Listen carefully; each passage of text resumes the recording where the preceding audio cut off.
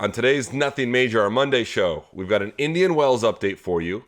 We're also going to look back at some of our terrible predictions we made for the Indian Wells event.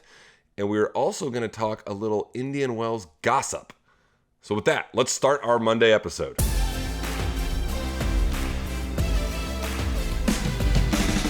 All right, everyone. Welcome back. Nothing Major. It's Steve Johnson, John Isner, Jack Sock, Charlie Fox's team at SIFT. We've got some different backgrounds today. Everyone's floating around. We're all remote, so that's kind of fun. I am actually in Indian Wells.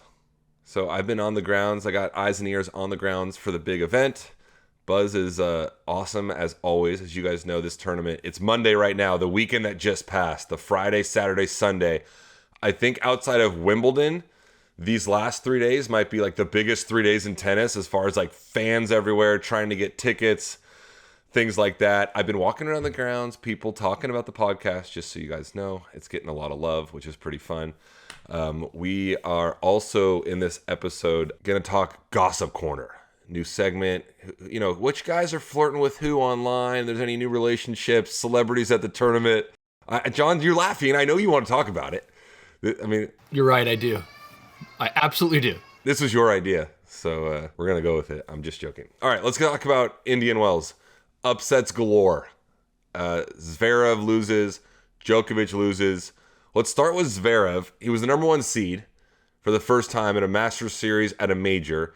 Although coming into this event, lost early in Buenos Aires, early in Rio, early in Acapulco. Wasn't coming in with a lot of confidence. Stevie, let's go to you. Are you surprised that he lost early? Or like, did we see this coming based on the 3 weeks prior to this and how bad his results were? Yeah, I don't know if we saw this coming. I'm pretty sure I stated after he lost the Australian Open that, when he made those comments, he's like, I'm just not good enough. He went on and on saying like, he's just not ready to win a major. I said he would be fine. He's going to be fine in Indian Wells, Miami. He's going to win some of these tournaments. And all that matters is the next Grand Slam in May, which is the French for him. But I think I was wrong on that prediction, as I am with many, many other predictions.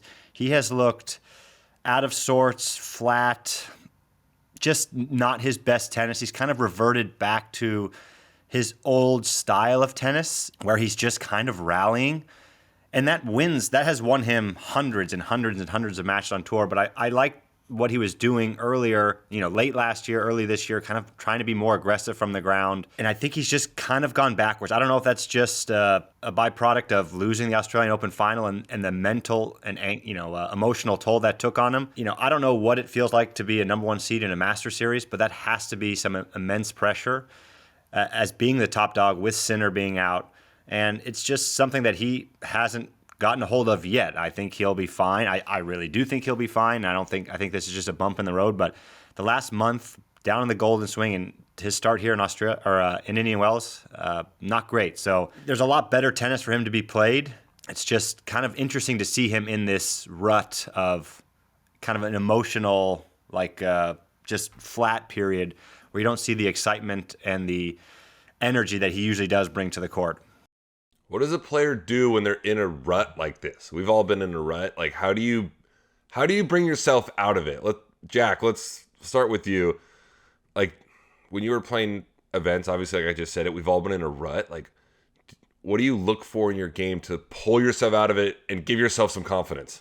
I mean, obviously, we all put hours on the practice court. We all put work in on the practice court when you're not at tournaments, and that's probably the initial thing that you'll want to do is you get out there and think you need more reps. For me, honestly, personally, when I was playing, I would go back and watch matches a little bit or go watch some highlights of when I was playing well or when I thought I was playing well and try to just honestly envision doing that again in my head and then just try to go execute it in the next match. There's only so many balls we can hit, on the practice court, hours in the gym, all those things. We all took care of what we needed to there, and then it's more just confidence mentally. I think when you step on the court, it's not, you're not fixing your forehands or backhands or anything at that point in your career. So for me, I would go try to kind of pump myself up by watching highlights of when I thought I was playing well, and know that I can, produce that product again. I used to do that too. If I wasn't playing well, I'd go watch YouTube highlights on my good matches, fire myself up. Yeah. Brought confidence. You're like, damn, I'm good. Yeah, exactly. Yeah. Yeah, it is fun.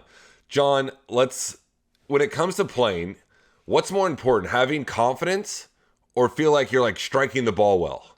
Confidence, without a doubt. And that's what he's severely lacking right now. And there was some times I think with Sasha, I mean, just to continue talking about Sasha a little bit, he won a pretty kind of ugly close encounter in his first round match in Acapulco. And then after he won that close one, you kind of figured he might sort of take off from there and have a deep run at that event. Did not happen. He lost in the second round. He might have been sick as well. That's what that's what he said afterwards. But then he comes in Indian Wells and look, he loses to Greek Sport, wins the first set 6-4, then loses 7-6, 7-6. It's just a lack of confidence. He's not winning those big points that we're accustomed to seeing him doing. And it just takes one or two matches in a row where you win a close one. Like if he would have won that match 7-6 in the third, he might have gotten that monkey off his back, that lack of confidence monkey off of his back. And it just didn't happen right there. Whether, it was as Stevie mentioned, it was the emotional toll of not winning the Australian Open. In his previous Grand Slam finals losses, he actually recovered quite well. After the U.S. Open, after the French Open, he recovered very well and played fantastic after that. It's not been the case this year after the Australian Open.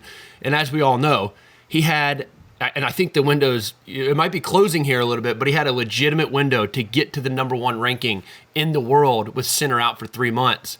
And he hasn't done anything to help him do so. So, the Australian Open loss was tough on him. He said so after the match. He was real down on himself. And now he has this window to get to number one in the world, which he was close to years ago before he rolled his ankle as well against Rafa at the French Open. And he's played, quite frankly, like crap for his standards. So we'll see if he can turn it around in Miami. It's not a case of hitting the practice courts more. I think that, as Jack mentioned, it's just maybe he needs to take a few steps back. He's got 9 or 10 days till his next match in Miami, and just try to forget about some things and take the court and try to play a good first match, second round for him in Miami, and see if he can take off from there. It's weird. I think as a player, sometimes you can like get through matches, and it can go both ways. Like John said, it can get like the monkey off your back. You can play well, but you can also win matches close, and it's just like a relief. You're like, oh, thank God I got through that, and like you still don't actually have the confidence. It's kind of case by case, player by player. But you're right. He's hopefully he can just put a run together, and he needs to win some ugly matches any way he can, starting in Miami. All right, let's move on to Novak. We're all like very bullish on Novak still, especially me. I'm starting to lose faith now. I don't know what happened. He was like practicing well, he said, and then went out there and losing that match. So odd, I feel like, to lose that, and now he's got like the 12 days. What's going on with, I'm just going to be vague, Stevie, what's going on with Novak? I mean, I've said it a few times, like, what is there to prove for him? I just don't know what gets him excited to go out and compete nonstop. Like, he's done it for so long, his entire career. He's an incredible competitor, and he just seems flat out there. Winning Indian Wells doesn't get the juices going, doesn't move the needle for him in his career anymore. I mean, the guy has won everything multiple times over. It's truly remarkable that he's still doing it. I think a lot of us would have probably called it a career by now if we had this many titles and all the records and whatnot. But it just looks like he's just flat. And the vibes play with Murray in the box didn't get him to where he needed to be this week at Indian Wells, which it did it in Australia. And I just think the mojo's not there for these smaller tournaments. I think we're going to see him be fine in the French and Wimby. And, he's only going to have that opportunity the next time he plays. And it might be Miami. It might be a while. So it's going to be interesting to see with him. And it's just weird to see him kind of handing guys, career wins on his last potentially couple years, tournaments, who knows, on tour. So it's weird to see Novak as a human out there losing 3 matches in a row. But we say he's only getting fired up for the majors. But you also can't play nothing, and just show up at the French Open. You have to play some of these smaller events if you want to call them. So Novak has to find a way to get motivated at these events and get some confidence, because right now he's not in a place where he can just rock up to the French Open or rock up to Wimbledon, in my opinion, and just put it together. You don't think he can kind of just get to the French in a 3 out of 5? No, I don't. You think I mean, I don't know about you guys, No. but a 2 out of 3, the belief to beat some of these guys in a 2 out of 3 is way different than 3 out of 5. I don't. If you would have asked me that question 4 years ago, I'd have been like, absolutely. Novak can do nothing wrong. He can rock up. Now I think he needs matches. Like, I still think he makes third, round at the French, like playing bad tennis. I smell a bet between you and me. All right, let's do it. Nothing major wagers, Jack calls it. Yes. Jack, what's Novak got it? Are you agree with my take? You think he's got to like find some matches in Indian Wells, Miami, Monte Carlo, Rome, Madrid, or is he good enough to rock up to a major still? Well, I'd also like to say, like, credit to Van de Zandschulp and Griekspoor. Those I literally said that when those two guys are on, they are so dangerous and like very, very, very good players. So they're not. It's not like the most horrendous losses for those guys, but yeah, I agree with you, Sam. I don't think Novak could, if you want to just not play right now until the French and show up and think that he's going to be playing on the weekend of the second week. I don't know how realistic that is, which sounds weird because the amount of matches he's won and played in his career, to tell somebody they need to go play matches and get wins is a little strange. But I think if he does, I mean, I picked him to win the tournament. Great call by me. So I think he, who knows on Miami, but if he, whether it's a Monte Carlo and over in Europe playing some of those on clay before the French, I think it'd be good for him to get some wins and just get some confidence built up in there before trying to go win another slam.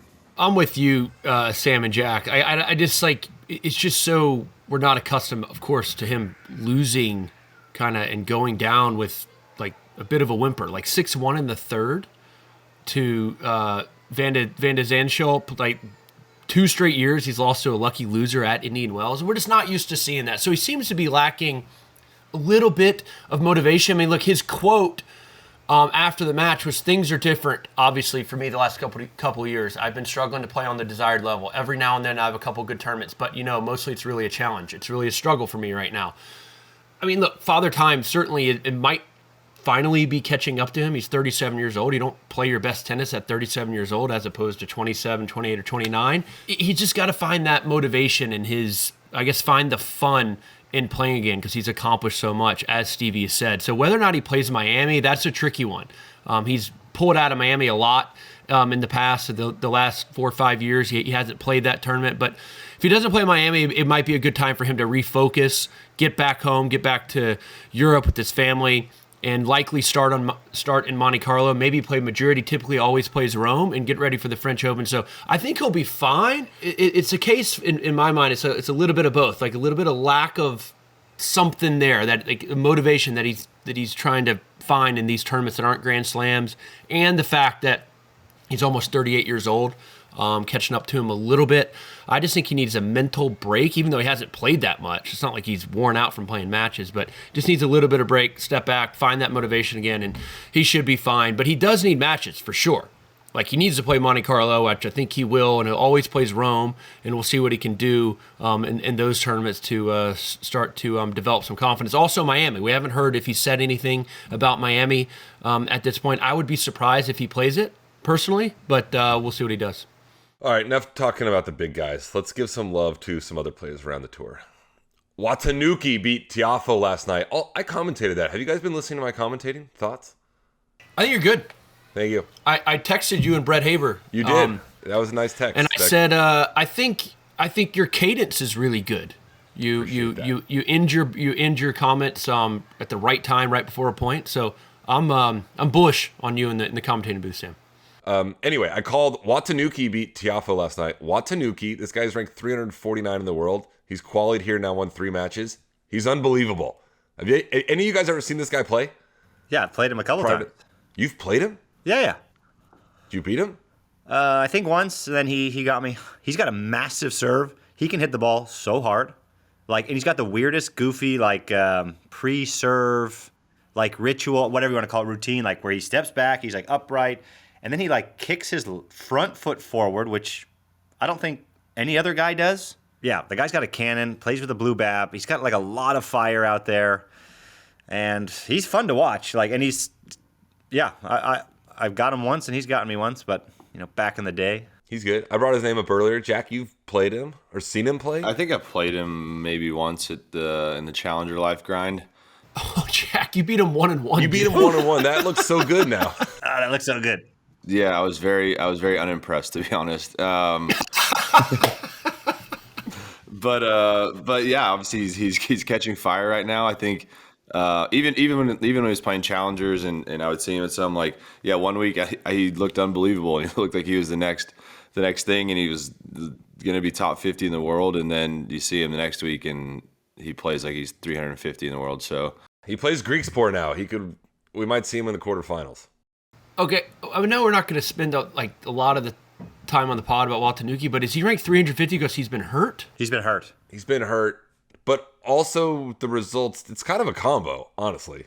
He has the ability to be, I don't think... This year he made quarters of a challenger and then lost a bunch of qualies of like 250s. The high level is high and the low level is, there's a reason he's not a staple in the top 50, but he can play very good. Were you guys calling that match with Francis last night against Watanuki? He pulled the fake racket. It's good. Out of the, he's like, I lost my racket, or he left my rackets again in the locker room, and he had Muhammad in the chair, pretty confused. It was pretty good. Yeah, that was a good move from Francis, faking everyone out.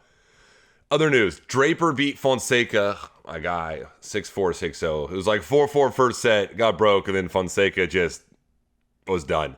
So many unforced errors, but that's a bummer. Although I like Draper too. So Monfils Korda match, I called that one 6-6 for Monfils. He's just like back. He's like kind of like having a little bit of a resurgence at 38, while the other 38-year-olds, including us that aren't even 38, some of us are not even playing anymore.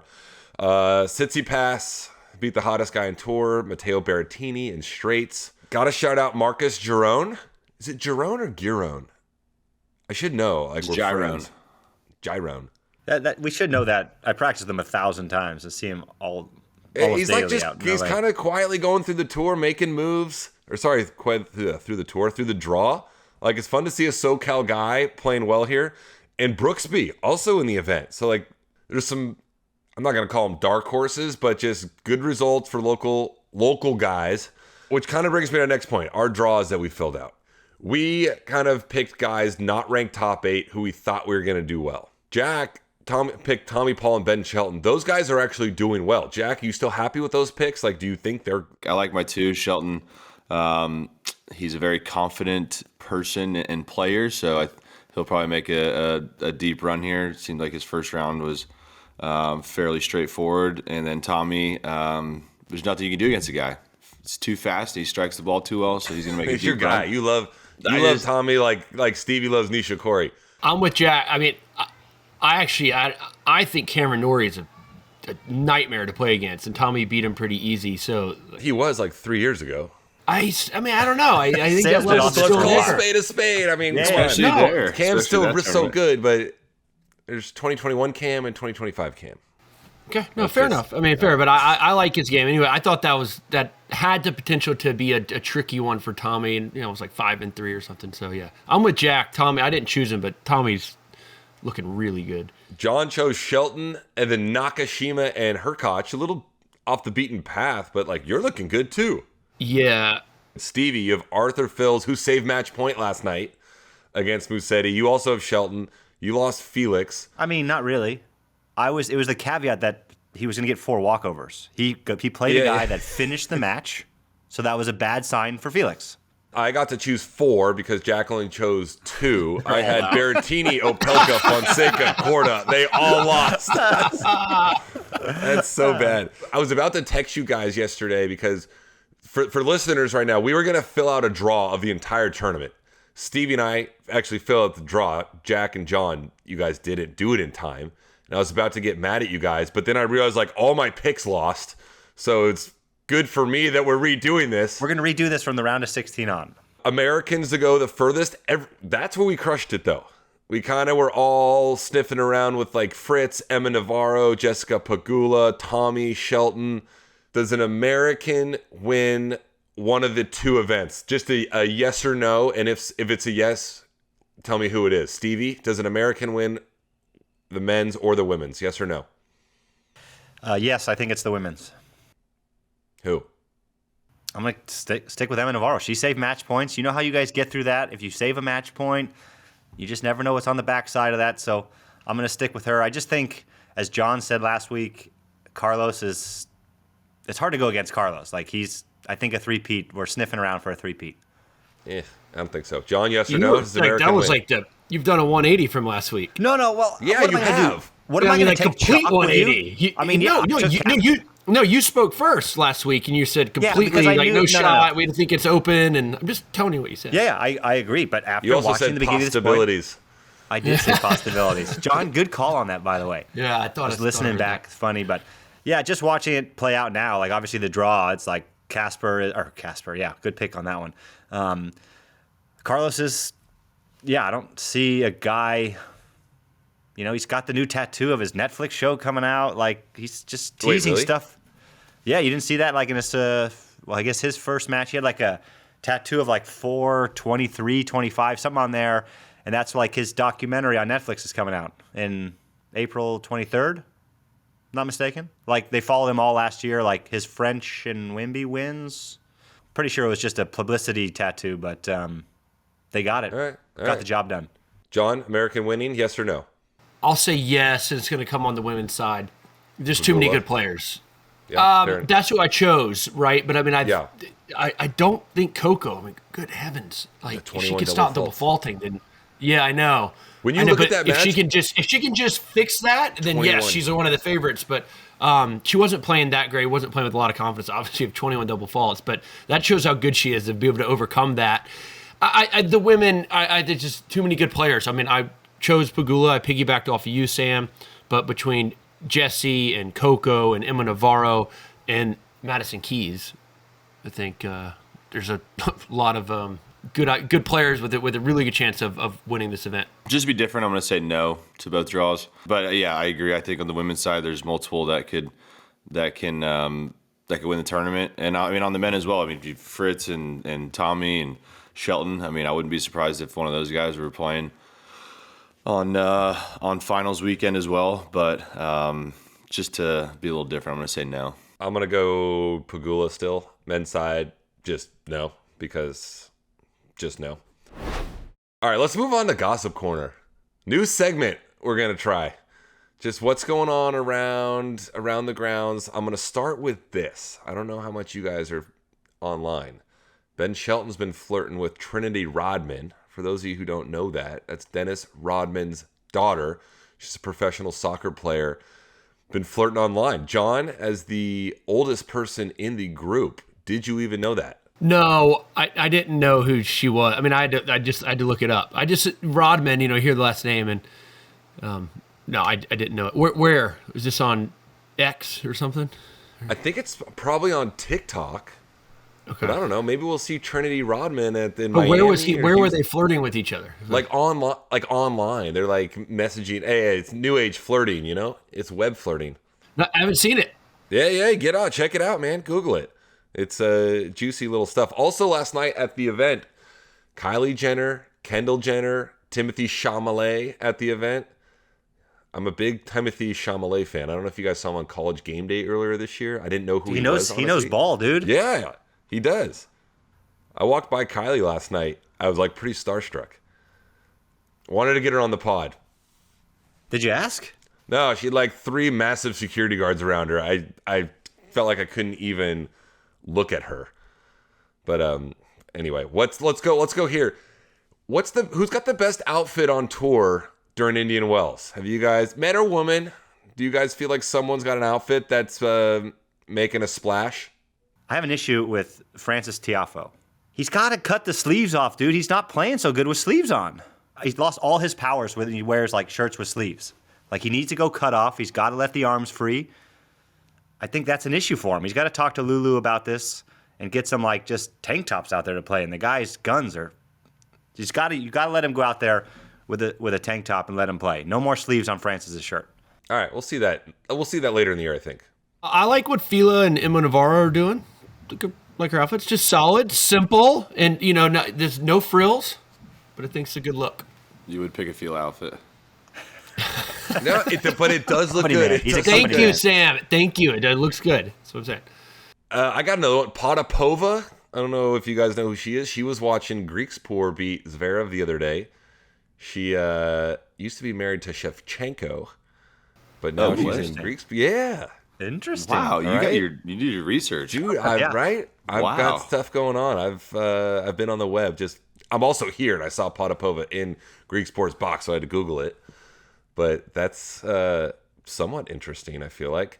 I take some offense to this next. I think you know what you're going to say. What am I going to say? The Humbert thing. What's the Humbert thing? He says he brought a chef over to the States because he says the food here is terrible. He goes, I get sick every time I come over. That offends me. Yeah, that's what I said, dude. I saw that this morning, and I got to confirm that today. If Humbert brought a chef. Yeah. Hugo Humbert. Is this a quote from Humbert? Actually, the United States is the country where I feel the least comfortable, the least at ease. Already at the tournament sites, there's a lot of noise generally with loud music, for example. But it's also a place that I have trouble eating. I'm talking about the quality. You go to the restaurant and you get plastic salads, for example, and I always end up with a stomachache. I'm hypersensitive to that. I'm very careful about nutrition. I'm also gluten intolerant. I can eat a little bit, but I have to be careful, otherwise there's pain. So I hired a chef. Dude. I know. Soft. That's so soft. I mean, just go to Whole Foods, right? And get seriously. There's so many. Every restaurant now has options for gluten free stuff. Like you go to Firehouse and get a gluten free sub. They have the options everywhere. It's really not that hard. Go to Whole Foods, go to a Sprouts, whatever. Have someone on your team if you need to cook some stuff. But just go to any decent restaurant and you have gluten. One thing too that I find annoying now when you're on the grounds at these big tournaments. I don't know if they hire influencers, but there's this girls and guys get ready with me to go to Indian Wells, and they're on the ground taking stupid content. It's wait, it's so isn't that what cringy. you're doing? Sam, that's kind of what you're doing. I don't do that. Isn't that what you're doing? No. It's very Sam, different. Hold on. The three of us have that question to pick with you right now. Hold on, I'm with Stevie here. So if you do this, follow me. I'm with Rainstorm. Follow me as we go check out the Dallas PPA event. You did it. I've never done this at a tennis tournament. Can we? Okay, I'm not at a tennis tournament. I do mine different. He's gonna start doing this stuff on there. Get ready with me. I've done a couple, but it's joking. These people are serious out there, and you look at it, and there's 8 people following them, and you're just what is this? I think some of them are being paid, but I think some of them aren't being paid, and those are the ones I'm talking about that look stupid. Sam and I are gonna have to do some on-site potential filming today as well. We have to dog the bounty hunter Berrettini at some point and give him his award. We're gonna have to find him. We're going to give... Stevie and I are going to hunt down Berrettini. He plays doubles first up. I've got part of his trophy right here. And the sash and the thing. So Stevie and I are going to get that. Stevie and I are going to find him today after he plays doubles first up. Stevie and I are going to be over the courts. Win or lose, we're going to have to get him. Kind of harass him after the doubles and get the photo and give him his trophy. So we'll have that for you guys soon. All right, anyway, that's Gossip Corner. We need ideas for that. That entire segment was average, but it's something we want to do. I want to do. So if you guys have ideas in the comments, let us know how we can make that better. We kind of previewed who we thought was going to be in the semifinals last week. Do we still like everyone's picks? John, do you remember who you had in the semis? On the men's side? Let me do this. Are you still, our predictions last week, give us your prediction winner for men and women still.